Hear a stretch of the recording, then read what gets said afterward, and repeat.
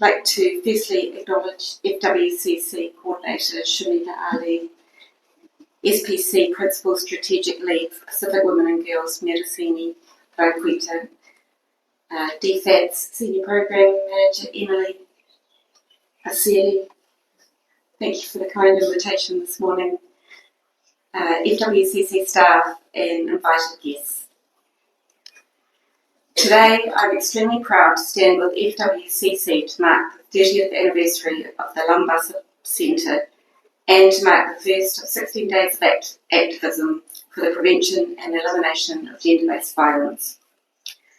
The New Zealand Government has a long-standing partnership with FWCC's Labasa Centre because we share FWCC's goal to eliminate violence against women in Fiji, as well as the Pacific region, and because we know that one of the proven ways of tackling gender-based violence and driving progress towards a more equitable and violence-free world for women and girls is to provide flexible funding for women's organisations like FWCC.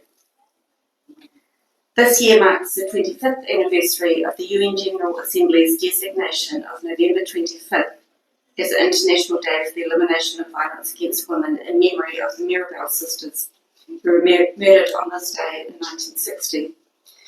Yet, as we know, violence against women and girls remains the most prevalent and pervasive human rights violation in the world. According to UN Women globally, nearly 1 in 3 women have experienced physical and or sexual violence by an intimate partner, a non-partner sexual violence, or both in their lifetime. And intersecting crises like COVID and climate change are further exacerbating violence against women and girls. And violence against women and girls in the digital space is also intensifying, with younger women, Gen Y and millennials most affected.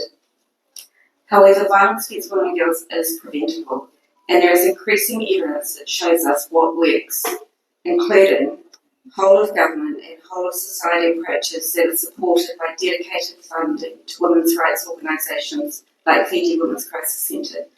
And that's why we're proud to partner with civil society as well as the Fiji government through our flagship gender program, Marama Naviti.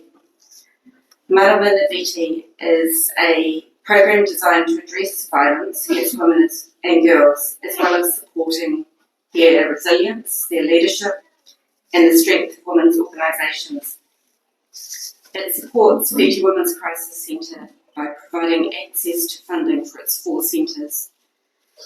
As well as that, it funded the Fiji Country Gender Assessment through UN Women and phase 1 of a institutional capacity development program which focuses on gender responsive budgeting, which was supported from the Fiji women's rights movement.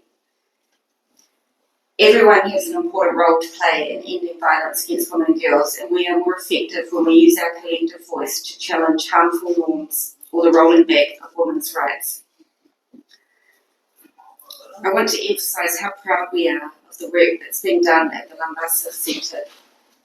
Thank you to the staff and to the volunteers for the services you provide to survivors and for the community education and advocacy work over the last 30 years.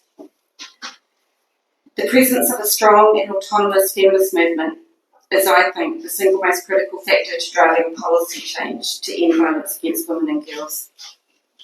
Shamina, I want to acknowledge and thank you for your leadership, your commitment and your advocacy over many years to the women's rights movement.